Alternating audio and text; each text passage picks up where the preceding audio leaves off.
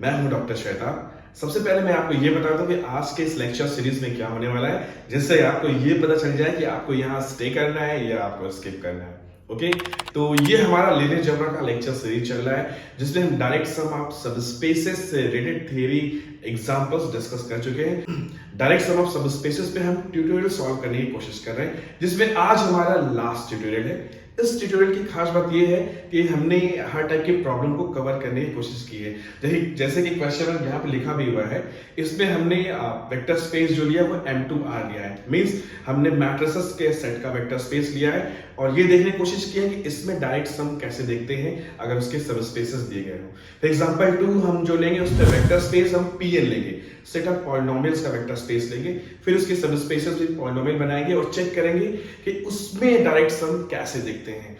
और एग्जांपल 3 में हम Rn में जाएंगे, जैसे हमने v = r³ लिया हुआ है और उसके सबस्पेसेस लिए हैं, प्लेन और लाइन लिए हैं, फिर ये देखने की कोशिश किए हैं कि कैसे डायरेक्ट सम यहाँ देखते हैं। तो ओवरऑल अगर हम समरी के तौर पे बोले तो हमने मैट्रिक्स के एग्जांपल्स, पॉलिनोमियल के एग्जांपल्स, Rn एग्जांपल्स और फंक्शंस के एग्जांपल जो है हमने ऑलरेडी प्रीवियस लेक्चर में डिस्कस कर चुके हैं। तो ये सारा का सारा हम यहाँ पे कवर कर लेंगे, जिससे कि हमारा डायरेक्ट सम से रिलेटेड जो बेसिक्स फंडामेंटल एग्जांपल्स जो है वो पूरी तरीके से कवर हो जाएगा। तो चलिए चलते हैं पहले क्वेश्चन की ओर। पहला क्वेश्चन जो हमने लिया है वो ये है, हमारा वेक्टर स्पेस V जो है वो M2R है, set of all 2x2 matrices over the field R, and इसके दो सबस्पेसेस लिया है हमने W1 which is of this form, जिसकी एंट्रीज क्या है, पहला रो है AB, दूसरा रो है -BA and AB are real. खास बात क्या है W1 में कि इसकी जो डायगोनल एंट्रीज हैं वो दोनों सेम है, और ये देखिए जो नॉन इधर वाली जो एंट्रीज है क्रॉस डायगोनल, ये B और -B है। W2 कैसा दिखता है, W2 V का दूसरा सबस्पेस लिया है, जिसकी एंट्रीज क्या है, पहला रो है CD, दूसरा है D-C। यहाँ डायगोनल एंट्रीज देखिए C और -C है, और ये एंट्रीज जो है बराबर है D एंड D। तो हमें ये शो करना है कि M2 जो है वो W1 एंड W2 का डायरेक्ट सम है। ओके, तो डायरेक्ट सम से रिलेटेड जो हमारा बेसिक थ्योरी है, ट्रिक रिकॉल करता हूं आपको 30 सेकंड में। आपको कैसे शो करना पड़ता है कि कोई वेक्टर स्पेस अपने सबस्पेसेस का डायरेक्ट सम है। अगर मान लीजिए vector space V over field F दिया गया है और W1 और W2 इसके सबस्पेसेस हैं, तो W1 W2 का डायरेक्ट सम कब होगा, if V is the linear sum of W1 and W2 and intersection of W1 and W2 is 0. W1 intersection W2 is coming out to singleton 0. Then we say V is the direct sum of W1 and W2. वही हम यहाँ check करने की कोशिश करेंगे। सबसे पहले हम ये देखते हैं कि intersection of W1 and W2 is 0 और नॉट। 0 मतलब यहाँ पे क्या होगा, यहाँ 0 होगा जो 0 मैट्रिक्स होगा। तो मैट्रिक्स एग्जांपल किसी तरीके से कवर अप कर लेते हैं। तो स्टार्ट करते हैं इंटरसेक्शन से रिलेटेड। तो क्या एज्यूम करेंगे, एज्यूम मान लेते हैं या लेट लिख लेते हैं। तो फर्स्ट हम क्या शो करेंगे, first we will show intersection of W1 and W2 is 0, right. So let me write, first we will show W1 intersection W2 is equal to singleton 0। तो हम W1 intersection W2 में एक arbitrary element ले लेते हैं, वो एक arbitrary 2x2 matrix होगा। तो लेट नोटेशन लेते हैं X Y Z W is an arbitrary matrix which belongs to W1 intersection W2। ठीक है, अगर ये arbitrary matrix W1 intersection W2 में है, तो भाई इसका मतलब क्या हुआ, ये मैट्रिक्स W1 में भी है W2 में भी है। This implies what you can write X Y Z W belongs to W1 and X Y Z W this also belongs to W2। Very good. अब देखते हैं अगर ये मैट्रिक्स W1 में है तो हमें वहां से क्या मिलता है, ये मैट्रिक्स W2 में भी है तो वहां से हमें क्या क्या रिजल्ट्स मिलते हैं या क्या क्या कंडीशंस मिलती हैं। अगर ये W1 में है तो W1 देखिए जरा W1 कैसा दिखता है, डायगोनल एलिमेंट सेम होने चाहिए। तो भाई इसका मतलब क्या हुआ, अगर this matrix belongs to W1 तो यहां से लिख सकते हैं this implies X must be equal to W, और यहां पे देखिए क्या कनेक्शन है, B is equal to -B। तो हम क्या लिख सकते हैं यहाँ पे Y इक्वल टू -Z, क्या लिख सकते हैं Y is equal to -Z। ठीक, तो ये कंडीशन क्या होगी, अगर ये मैट्रिक्स W1 में है तो हमें वहां से ये मिला। और ये W2 में भी है। अगर ये W2 में भी है तो यहां से क्या मिलता है हमें, देखिए डी डी, इट मींस ये एलिमेंट्स, ये जो एंट्रीज है सेम है, इसका मतलब ये हुआ कि y should equal to z। बहुत बढ़िया। और क्या मिलता है हमें, c is equal to minus C, means x is equal to minus w। Very good. तो एक तो ये कंडीशन हो गई, एक तो ये कंडीशन हो गई। अब इन दोनों कंडीशन से हमें क्या कर मिल सकता है, देखिए x is equal to w, x equal to minus w। अगर इन दोनों को देखें, इन दोनों को मिला लें, x equal to minus w, it means what, w is equal to minus w या 2w equal to 0, this implies w is equal to 0। ठीक, इसी तरीके से देखिए y equal to z, y equal to minus z, this implies, अगर इन दोनों को देखें तो यहां से क्या मिलेगा, this implies z equal to 0 और w भी 0, z भी 0, तो w equal to x, x is 0, y equal to z and z 0 means y 0। तो ओवरऑल आपने क्या शो कर दिया, x, y, z, w is what, 0। So it means what? This implies W1 intersection W2 is equal to 0 0 0 0। तो ये हमने first task पूरा कर दिया, कंप्लीट कर दिया कि intersection of these two matrices या these two subspaces is coming out to be 0। अब एक और टास्क बचा है प्रूफ करना। क्या प्रूफ करना है, आपको ये शो करना है कि M2 can be written as linear sum of W1 plus W2, means M2 का कोई आर्बिट्रेरी एलिमेंट लेंगे जो कि 2 क्रॉस 2 मैट्रिक्स होगा। मान लीजिए कि मैट्रिक्स क्या है, यही है आपका x y z w। तो आपको लिखना है this is equal to this plus this, जहां ये W1 में हो और ये किसमें हो, W2 में हो। अगर ऐसा आप लिख सके या गेस कर सके तो बहुत अच्छी बात है। अगर ऐसा हो गया तो फाइनली हमारा कंक्लूजन क्या होगा, फाइनली हमारा कंक्लूजन ये होगा कि M2 is the direct sum of W1 and W2, right. तो अब क्या किया जाए भाई, कैसे यहाँ पे एलिमेंट लिखें कि इनकी ये फर्स्ट एंट्री जोड़े तो x आ जाए, इस एंट्री जोड़े तो y आ जाए, या इन दोनों को सम करें तो x y z w आ जाए, और ये W1 में हो ये W2 में हो। तो इसका तरीका ये है कि देखिए W1 कैसे दिखता है, इसकी डायगोनल एंट्रीज सेम, ठीक है। हमें अगर कुछ नहीं पता है तो हम क्या ले सकते हैं, मान लेते हैं कि यहां पे क्या है नहीं पता, तो अल्फा ले लिया, यहां भी अल्फा हमने ले लिया। क्यों ले लिया, क्योंकि हमने देखा है W1 कैसे दिखता है, a, ठीक है। और यहां पे हमने मान लेते हैं क्या एंट्री है, बीटा, और यहां पे क्या होना चाहिए, b माइनस बी, ऑटोमेटिकली हम क्या लेते हैं यहाँ पे minus beta. Alpha beta real है जिन्हें हमें निकालना है, कंप्यूट करना है। इसी तरीके से W2 के भी एलिमेंट को लिख लेते हैं। कैसे लिखेंगे W2 के एलिमेंट, C माइनस C, तो अल्फा नोटेशन इस्तेमाल कर लिया है। मान लेते हैं कि यहाँ पे अल्फा 1 होगा और यहाँ पे माइनस अल्फा 1 होगा, ठीक है। और ये है DB, तो इसके लिए हम यहाँ पे बीटा नोटेशन ले लेते हैं। मान लेते हैं यहाँ बीटा 1 है, यहाँ पे बीटा 1। तो आपका एम क्या है, अल्फा 1 बीटा 1 निकालना, कंप्यूट करना इस तरीके से कि अल्फा प्लस अल्फा 1 x आ जाए, बीटा प्लस बीटा 1 y आ जाए, और इनको सम करें तो z आ जाए, इनको सम करें तो w आ जाए। यही आपका एम है। देखते हैं कैसे होगा, क्योंकि हमें तो गेस करके नहीं पता है कि भाई क्या एलिमेंट यहाँ रखें, क्या एलिमेंट यहाँ रखें, नहीं पता है तो ऐसे कर लीजिए। और जब भी आप ये प्रोसेस कर रहे हैं तो इस तरीके से आप अननोन्स को चूज कीजिए कि this belongs to W1 and this should belongs to W2। तो इसे थोड़ा सा और सिंपलीफाई कर लें, तो this is equal to what, alpha plus alpha 1, beta plus beta 1, और यहां से क्या मिलेगा, बीटा 1 माइनस बीटा और अल्फा माइनस अल्फा 1, ठीक है। And this is equal to what, x y z w। तो इसे यहां पे थोड़ा सा क्लियर कर देता हूं मैं।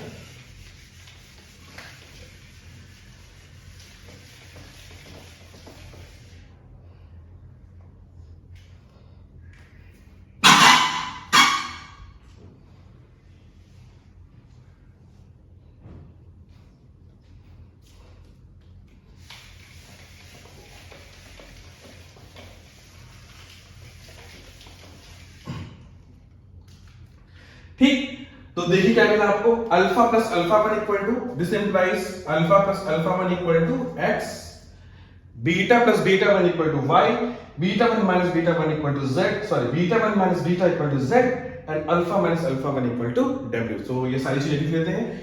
Alpha plus alpha 1 equal to x, beta plus beta 1 is equal to y and beta 1 minus beta is equal to z and alpha minus alpha 1 equal to w। ठीक है, अब अगर हम किसी तरीके से सॉल्व कर लें, देखिए इन दोनों इक्वेशन को देखिए, यहां से अल्फा 1 कैंसिल हो जाएगा ना, अगर इनको जोड़ दीजिए, ये 1 लिखा है, ये है 2, ये है 3 और ये है 4।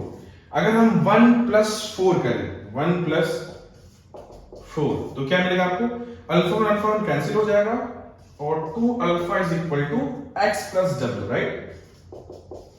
तो अल्फा इक्वल टू मिल गया क्या आपको, x प्लस डब्ल्यू अपॉन 2। देखिए अल्फा की वैल्यू मिल गई x प्लस डब्ल्यू अपॉन 2। तो आप चाहे तो यहां पे ये हो गया हमारा और ये हो गया, ठीक है। अगर अल्फा मिल गया तो हमें अल्फा 1 भी मिल गया, क्यों, क्योंकि अल्फा 1 क्या है, alpha 1 is equal to x minus alpha, मतलब x माइनस x प्लस डब्ल्यू डिवाइडेड बाई 2।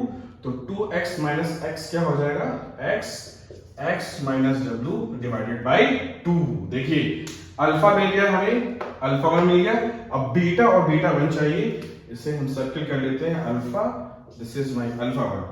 अब देखिए इस इक्वेशन में देखिए 2 और 3 को देखिए, अगर 2 और 3 को हम ऐड करें, बीटा बीटा कैंसिल हो जाएगा और 2 बीटा 1 क्या हो जाएगा, 2 प्लस 3 से क्या मिलेगा हमें, अगर 2 प्लस 3 कर दे, इन दोनों को जोड़ दे, beta 1 beta beta cancel, 2 beta 1 equal to y plus z, beta 1 मिल जाएगा आपको y प्लस z अपॉन 2।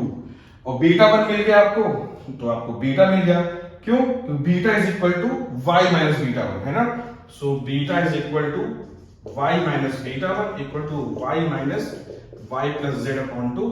तो ये क्या हो जाएगा आपका 2y माइनस y, मतलब y minus z upon 2, right, y minus z upon 2। This is equal to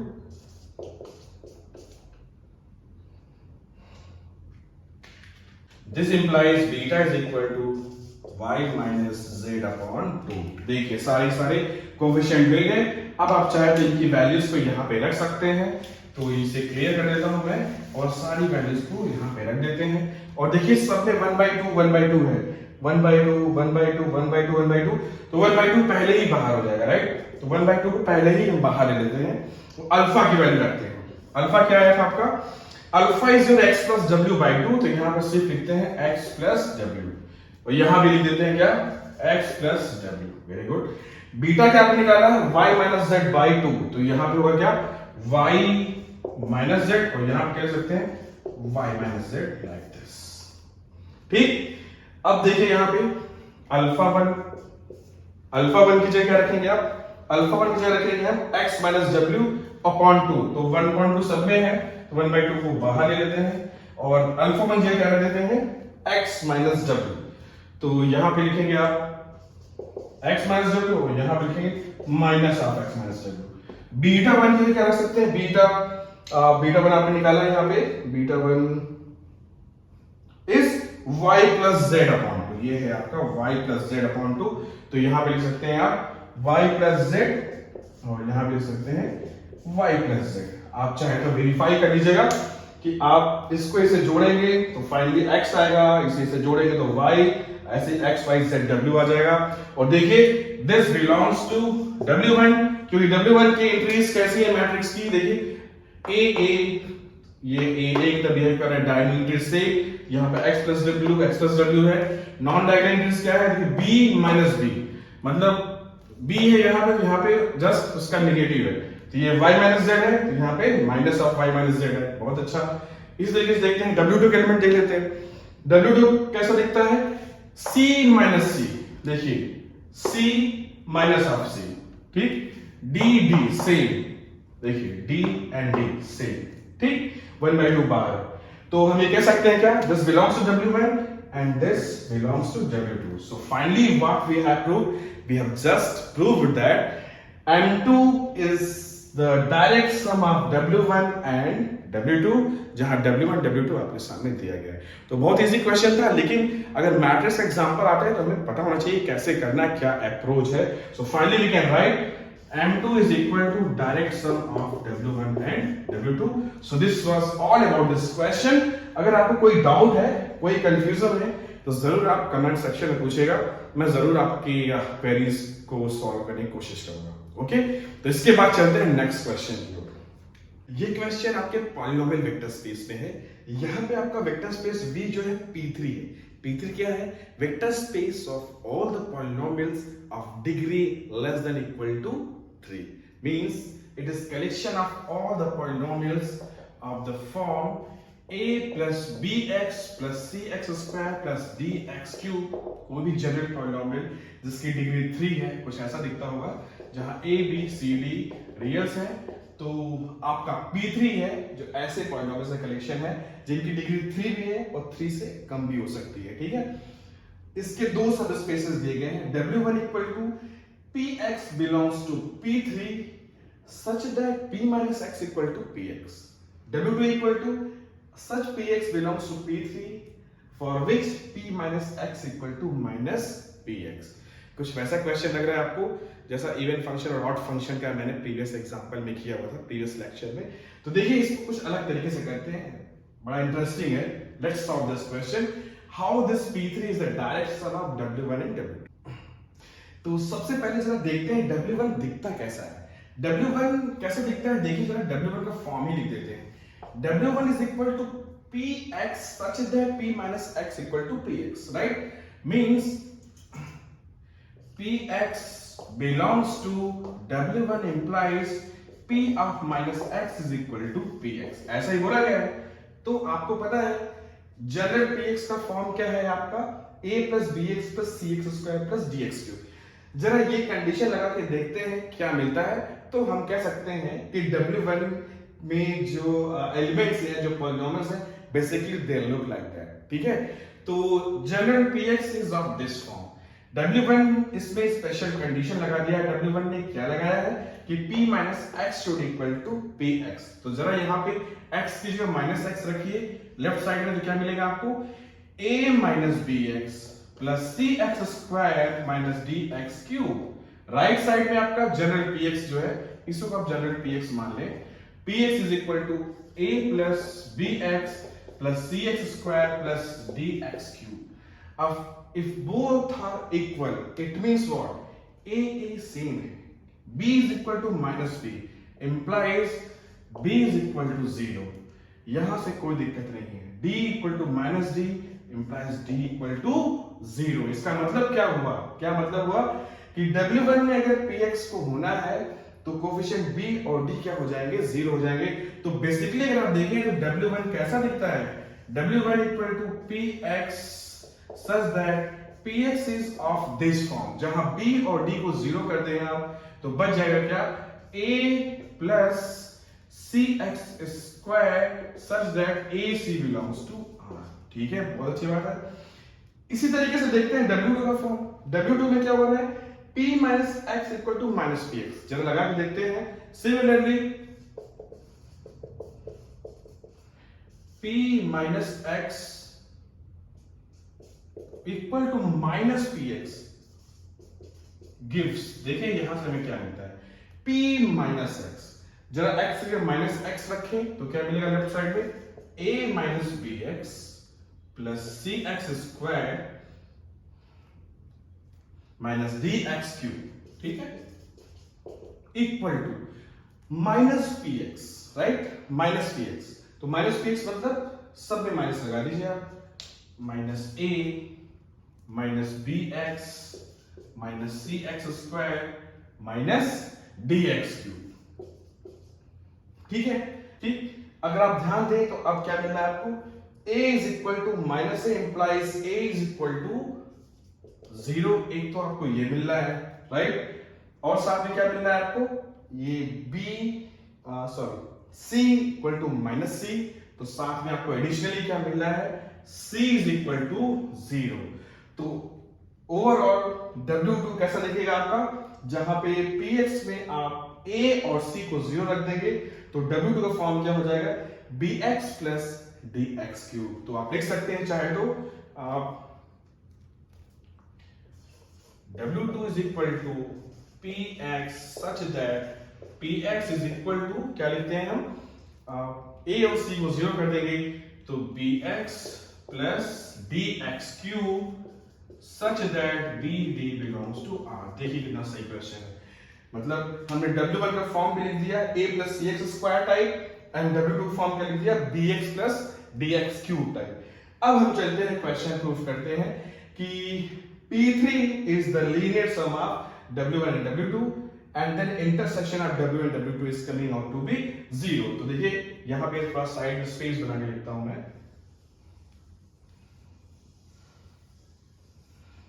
ठीक। तो ये काम करने के लिए हमें क्या करना पड़ेगा, सबसे पहले हमें P3 का एक आर्बिट्रेरी एलिमेंट लेना होगा। P3 का कोई भी आर्बिट्रेरी एलिमेंट कैसे दिखता है, इस टाइप का दिखता है। तो आप लिख सकते हैं late a plus bx plus cx square plus dx cube belongs to P3।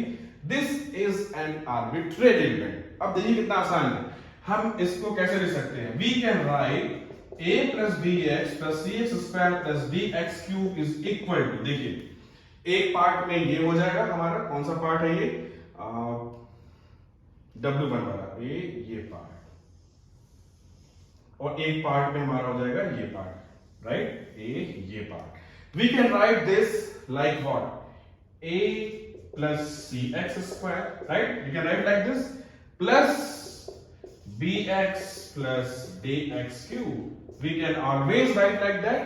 जहां पे आपका ये जो है this belongs to W1 and this belongs to W2। So it means what? It means that क्या आपने किया, आपने ये जो आर्बिट्रेरी एलिमेंट P3 था इसको आपने रीराइट किया ऐसे। अगर आपने ऐसे रीराइट किया तो अभी आपने प्रूफ किया है this kind of element is in W1 and this kind of element is in W2। देखिए W2 का एलिमेंट कैसा हमने प्रूफ किया था, bx plus ds cube type, और W1 कैसे एलिमेंट थे, a plus cx square type थे। मतलब ओवरऑल आपने क्या प्रूफ कर दिया, आपने प्रूफ कर दिया कि P3 is the linear sum of W1 plus W2, right. तो ये सारी जो खास बातें हैं उसको दिमाग में रखिए, B0 था, D0 था यहाँ पे, और यहाँ पे क्या 0 था आपका, A0 था और C0 था। अब लास्ट जो बचा हुआ है आपका ये शो करना intersection of W1 and W2 is coming out to be 0। तो इसको वो यहाँ पे एक लाइन खींचता हूं और यहाँ पे प्रूफ कर देते हैं इस चीज को, ठीक। अब इंटरसेक्शन प्रूफ करने के लिए क्या करना पड़ेगा, फिर से हमें W1 और W2 में एक आर्बिट्रेरी Px ले लेते हैं, ठीक है। ले लेते हैं let Px belongs to W1 intersection W2। इसका मतलब क्या हुआ, Px belongs to W1 and Px belongs to W2। जहां Px आपका यही है, क्या है, a plus bx plus cx square plus dx cube. तो ये अंडरस्टूड है, देखिए मैंने यहां बता रखा है आपको, ओके। तो अगर ये Px W1 में है तो हमने क्या प्रूफ किया था, जरा देखिए हमने ये प्रूफ किया था कि Px अगर W1 में है तो आपका कौन सा कोफिशिएंट 0 है, यहां पे देखिए B और D 0 है, right. Px belongs to W1 implies B 0 और D 0 हो गया, और Px अगर W2 में है तो क्या हो रहा है, A0 C0, right. Px belongs to W2 implies A0 C0। Overall आपने क्या शो कर दिया, आपने शो कर दिया कि Px W1 और W2 दोनों में है तो A B C D सारे कोफिशिएंट 0 है, that is A equal to B equal to C equal to D equal to 0। इसका मतलब क्या हो गया कि Px is equal to 0 polynomial, this 0 is 0 polynomial. तो ओवरऑल आपने क्या प्रूफ कर दिया कि intersection of W1 and W2 is what, 0। So this implies W1 intersection W2 equal to singleton 0, so P3 is the direct sum of W1 and W2। So this was all about this question। इस question में भी अगर आपको कोई confusion होगी तो जरूर पूछेगा, आई होप ये कंफ्यूजन नहीं होनी चाहिए। अगर फिर भी कोई कंफ्यूजन है तो जरूर पूछेगा, मैं आपके क्वेरीज का जरूर रिप्लाई करूंगा और मैं सभी क्वेरीज के रिप्लाई करता हूँ, ठीक है। तो अब चाहे तो मैं रिकॉल कर दूं, ओवरऑल हमने क्या किया था, हमारे पास ये वेक्टर स्पेस दिया था P3 पॉलिनोमियल्स ऑफ डिग्री 3 या लेस देन इक्वल टू 3। तो जनरल पॉलिनोमियल P3 के कैसे दिखते हैं एलिमेंट, इस टाइप के दिखते हैं ना, a plus bx plus cx square plus dx cube type, right. अब जब हमने देखा कि W1 में ऐसे Px दिया गया है P3 के कि P minus x equal to Px होगा, तो हमने चेक कर लिया, क्या चेक कर लिया, अगर P minus x equal to Px होता है तो भाई इसका फॉर्म क्या बन जाता है, देखा आपने क्या फॉर्म बन गया। अगर आप ये लेंगे तो ये जो जनरल पॉलिनोमियल है इसमें बी और डी जीरो हो जाएगा। तो ओवरऑल से क्या मतलब हुआ, इसका मतलब ये हुआ कि आपका W1 जो है a plus c x square type दिखता है। देखिए यहाँ पे चेक भी कर सकते हैं आप यहाँ पे p minus x equal to P X आ जाएगा।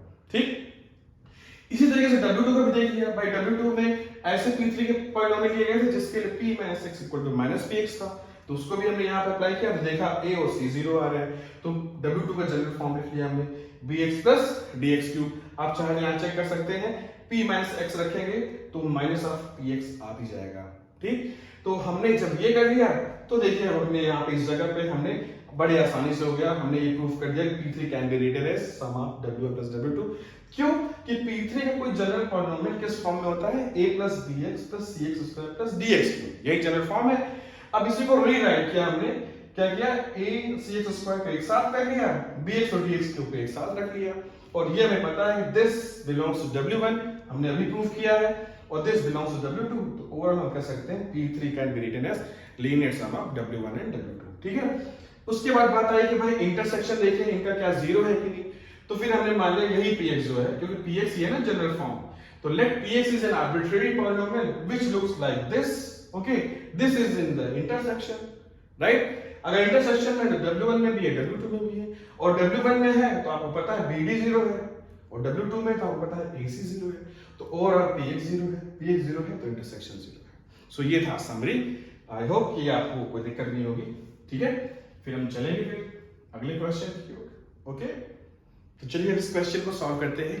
इस क्वेश्चन में आपका वेक्टर स्पेस V जो है वो R3 है ओवर द फील्ड R, और इसके दो सब स्पेसेस दिए गए हैं। W1 क्या है, it is XYZ belongs to R3 such that x plus y plus z equal to 0, basically it is a plane passing through origin। और दूसरा W2 है XYZ belongs to R3 such that x is 0 y is 0, z पे कुछ नहीं बोला गया है, means z is arbitrary, may be 0 may not be 0, कुछ भी दिक्कत नहीं है उसमें, but x और y फर्स्ट और सेकंड कोऑर्डिनेट आर 0। आपको शो करना है कि R3 इन दोनों सब स्पेसेस का अपने डायरेक्ट सम है। तो सबसे पहले हम ये शो करने जा रहे हैं कि R3 is the linear sum of W1 and W2। तो first we are going to show that, to show first क्या शो करेंगे हम कि R3 is the linear sum of W1 plus W2। वही पुराना फंडा है, क्या फंडा है, सबसे पहले R3 का एक आर्बिट्रेरी एलिमेंट लेते हैं जिसका नाम है XYZ। Let XYZ belongs to R3 be an arbitrary element। यही हर बार हम लोग करते चले आ रहे हैं, अभी भी यही करेंगे। ये हमने ले लिया आर्बिट्रेरी एलिमेंट। आपको क्या प्रूफ करना है कि XYZ को हम ले सकते हैं कैसे, sum of two elements, first one belongs to W1 and second one is in W2। तो आपको क्या प्रूफ करना है, we want to prove that XYZ can be written as sum of this plus this, where this belongs to W1 and this belongs to W2। तो चलिए, हमें तो पता नहीं कि यहाँ पे क्या लिखे, यहाँ पे क्या लिखे, कि दोनों को सम करें और XYZ आ जाए। नहीं पता है तो मान लेते हैं कि यहाँ पे क्या है, अल्फा बीटा गामा है, और यहाँ पे मान लेते हैं क्या, जैसा W2 दिखता है उसको भी देखिए। W2 कैसा दिखता है, पहला और दूसरा कोऑर्डिनेट क्या है 0 0, और ये तीसरा जो है आर्बिट्रेरी है, तो मान लेते हैं वो क्या है हमारा R है। ठीक है, तो ये W2 में बिलोंग तो कर लिया, कम से कम R क्या है वो डिटरमिन करेंगे हम। ठीक, इसी तरीके से आप कह रहे हैं कि अल्फा बीटा गामा बस, लेकिन अल्फा बीटा गामा आप चाहते क्या है, ये एलिमेंट W1 में हो। अगर ये W1 में हो तो क्या होगा, W1 में कैसे एलिमेंट है, वो XYZ है फर्स्ट सेकंड थर्ड, कि इनको जोड़े first plus second plus third तो 0 है। अब आप कह रहे हैं ये W1 में होना चाहिए, और ये W1 में होना चाहिए, तो आपको क्या मिलेगी कंडीशन, अगर alpha beta gamma belongs to W1, this implies what, alpha plus beta plus gamma equal to 0। इतनी बात है। हमारा मेन एम क्या है कि अल्फा बीटा गामा आर इनकी वैल्यू मिल जाए, ऐसे मिले कि इनको जोड़े तो XYZ आ जाए, ये W1 में हो ये W2 में हो, दैट्स ओवर। एम चाहते हैं तो देखिए भाई, alpha plus beta plus gamma equal to 0, इसका भी तो इस्तेमाल कर लिया जाए। इसका इस्तेमाल करके हम चाहे तो गामा की जगह लिख सकते हैं माइनस अल्फा माइनस बीटा, आप चाहे तो बीटा की जगह लिख सकते हैं माइनस अल्फा माइनस गामा, या आप चाहे तो अल्फा की जगह लिख सकते हैं माइनस बीटा माइनस गामा, कुछ भी। तो अब हम थोड़ा सा रीराइट कर लेते हैं इसे, तो XYZ is equal to alpha beta as it is, और गामा जो लिख दिया मैंने minus alpha minus beta plus 0 0 R। ये करने से हमें एक और फायदा होगा, क्या, अब हमारे पास सिर्फ तीन ही अननोन है, अल्फा बीटा और R, इनकी वैल्यू निकालनी है। तो निकालते हैं, कैसे निकालेंगे, थोड़ा और सिंप्लीफाई करते हैं, करिए। सिंप्लीफाई करें तो क्या होगा, this is equal to alpha, alpha plus 0 alpha, beta plus 0 beta, minus alpha minus beta, इसको से समीकरण क्या है, minus alpha minus beta plus gamma, और this is equal to what, X Y Z. अब जरा इक्वेट कर लें, देखिए अल्फा एक्स बीटा वाई और minus alpha minus beta plus gamma equal to Z. देखिए सारी वैल्यूज आ रही हैं आपकी। इसको गामा क्या बोल रहे हैं, इसको आर बोला है मैंने, ठीक है। ये जो लास्ट में लिखा हुआ है ये आर है, तो माइनस अल्फा माइनस बीटा इसको हम आर बोलेंगे, minus alpha minus beta plus r, ठीक है, दिस इज ऑल्सो आर। तो आपको क्या मिल गया, अल्फा मिल गया आपको एक्स, बीटा मिल गया आपको y, beta is your y, and minus alpha minus beta plus r equal to z, minus alpha minus beta plus r equal to z. तो आपको आर क्या मिल जाएगा, this implies r is equal to z plus alpha plus beta, या alpha beta की value नहीं मिल गई आपको, z plus x plus y. देख लीजिए, minus alpha minus beta plus r equal to Z, it means z equal to alpha plus beta and alpha is x, beta is y. तो आपका r क्या हो गया, x plus y plus z. अब हम देखते हैं, सारे नोन मिल गए, सारे नोन मिल गए। अब चेक कीजिए, क्या आप ऐसे लिख सकते हैं, this implies, can I write x Y z equal to क्या क्या था आपका, alpha beta minus alpha minus beta. तो अल्फा क्या निकाला आपने, एक्स, बीटा निकाला आपने वाई। आप कह रहे हैं यहां माइनस अल्फा माइनस बीटा होना चाहिए, अच्छी बात है। प्लस आप कह रहे थे क्या, यहां पे 0 0 होना चाहिए, right, we are saying this is 0 0 and what should be r, we have just computed, r is x plus y plus z, ठीक। अब जरा चेक कर लेते हैं, क्रॉस चेक कि सही लिखा है कि नहीं। तो सबसे पहले क्या चेक कर लें कि क्या ये w1 में है, ये w1 में तभी होगा जब इसको इसको इसको जोड़े तो 0 आ जाएगा ना, x plus y minus x minus y जोड़िए 0 आ जाएगा, ठीक है। ये बिलोंग टू w1 लिख देते हैं, this belongs to w1, this belongs to w2, होगा ही, क्यों, क्योंकि w2 में अगर हो रहा है फर्स्ट सेकंड कोऑर्डिनेट 0 होना चाहिए, 0 है, और थर्ड कोऑर्डिनेट यहां पे कुछ भी हो कोई दिक्कत नहीं है, इसको k मान लीजिए, k equal to x plus y plus z। तो basically this is of the form 0 0 comma k, कोई दिक्कत नहीं है। तो मैं कह सकता हूं yes this belongs to w2।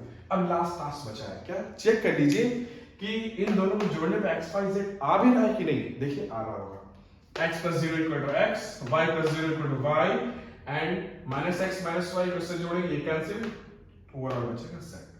तो देखिए यहाँ पे हमें ये भी सीख रहे हैं, ये अप्रोच है। अगर आप नहीं गेस कर पा रहे हैं कि कैसे लिखें, कि पहला एलिमेंट w1 में है, दूसरा w2 में है, यहाँ पे क्या लिखना है, इसमें कंफ्यूजन हो रहा है, तो आप इस अप्रोच को फॉलो कर सकते हैं, इससे आपका क्वेश्चन सॉल्व हो जाएगा आसानी से। अब बस आपका लास्ट चीज बचा हुआ है, यहाँ पे लिख दे finally, this implies r cube is equal to w1 plus w2। अब आपका सिर्फ एक बचा हुआ है, क्या, intersection of w1 w2 is 0। तो मान लेते हैं कि x y z is an arbitrary element in the intersection, ठीक है।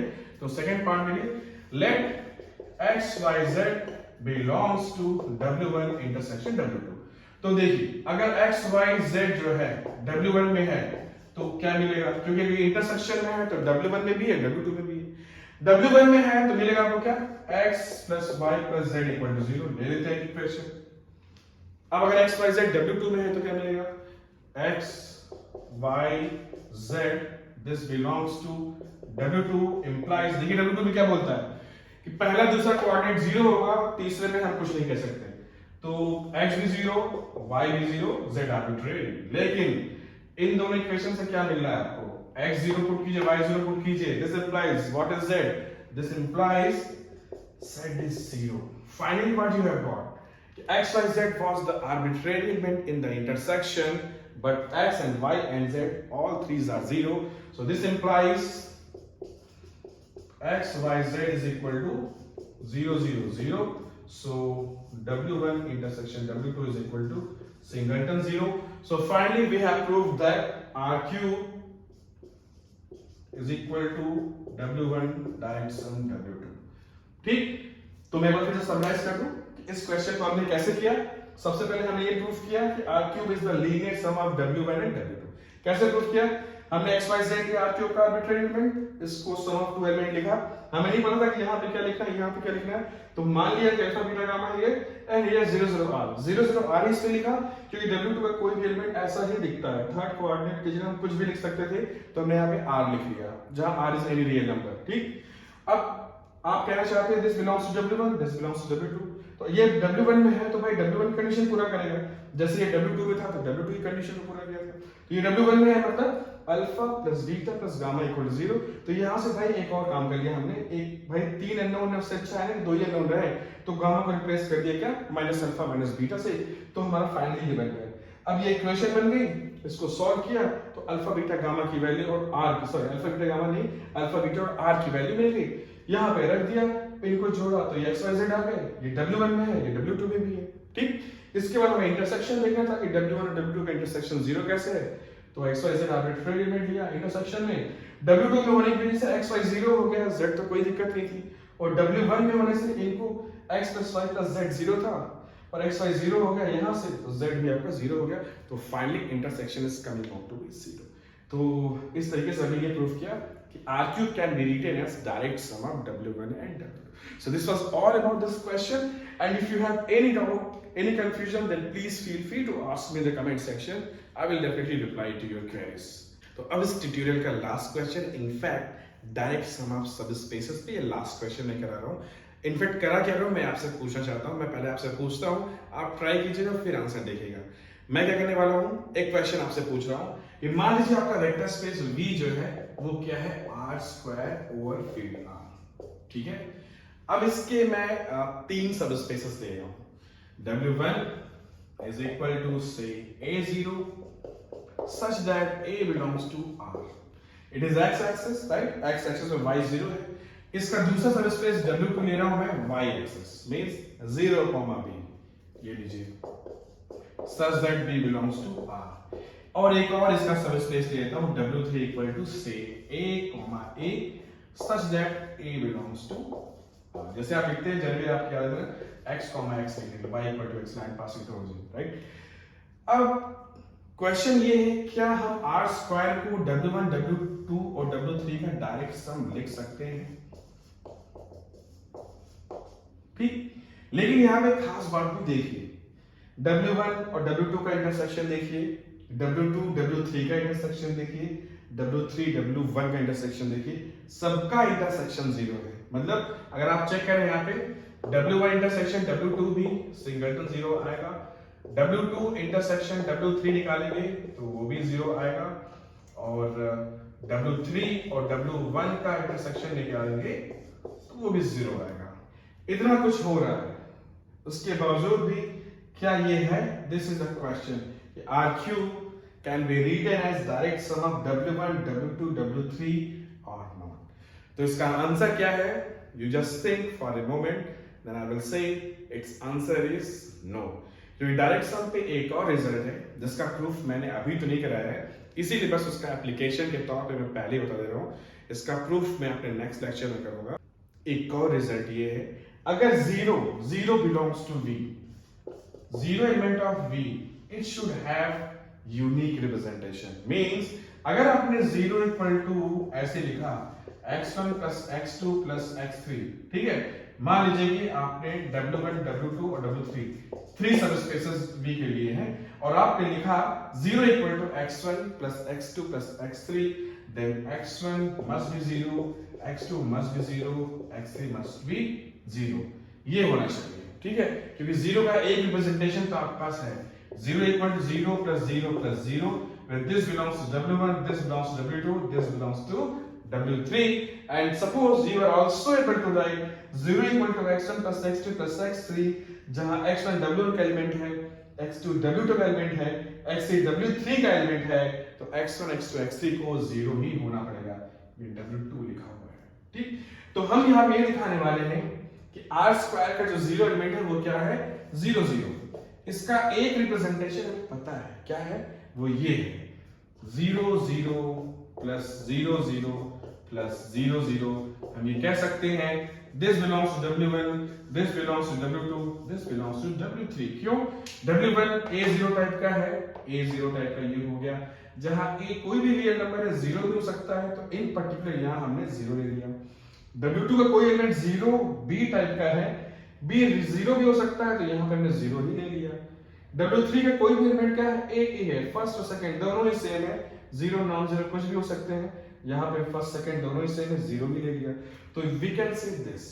लेकिन हम साथ ही साथ अगर देखें तो जीरो का हमें एक और रिप्रेजेंटेशन मिल रहा है यहाँ पे, एक एलिमेंट यहाँ ले लीजिए 1 0, दिस बिलोंग्स टू W1। एक एलिमेंट यहाँ पे ले लीजिए 0 1, this belongs to W2।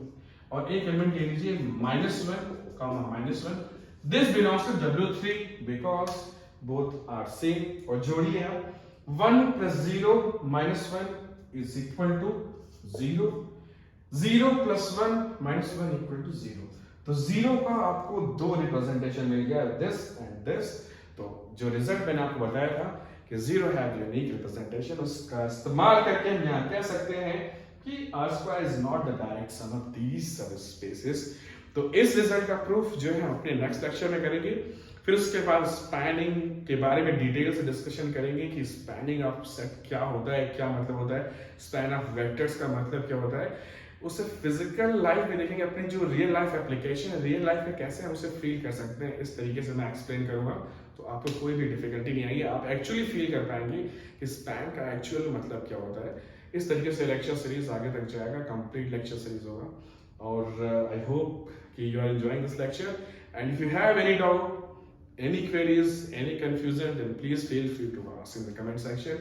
And if I am helping you in any way, then please do subscribe me. That will be my motivation. And keep liking me. Thank you so much. Shukriya.